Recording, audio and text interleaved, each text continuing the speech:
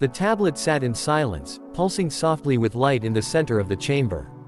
Around it, the air shimmered with tension as holographic particles began to rise. Without warning, the word, humanity, projected above the device slowly fractured, breaking into a stream of glowing alien symbols that floated upward like ancient spirits returning to life. Scientists stood frozen, their reflections caught in the mirrored floor beneath their feet, as the room dimmed and the code began to shift. A young linguist, Erin, stepped closer, mesmerized. The symbols responded to her presence, evolving, transforming, alive.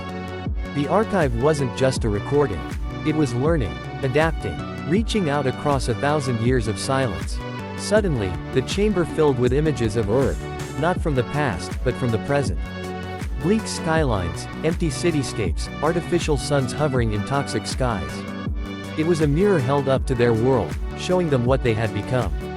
Then, just as quickly, it shifted again.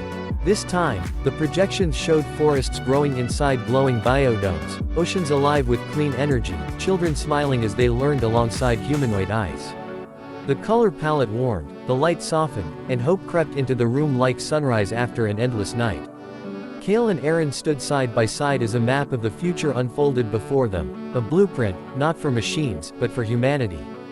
Their faces glowed in teal and gold as they looked into the heart of possibility. And finally, the archive gave one last gift. A soft harmonic tone filled the air, resonating deep in their chests. The symbols aligned, and a message formed above the tablet. If you've come this far, then you are the answer we hoped for. No one spoke. They didn't need to. Because in that moment, they understood. This wasn't the end of a dig. It was the beginning of a promise, to build not what was lost, but what could be.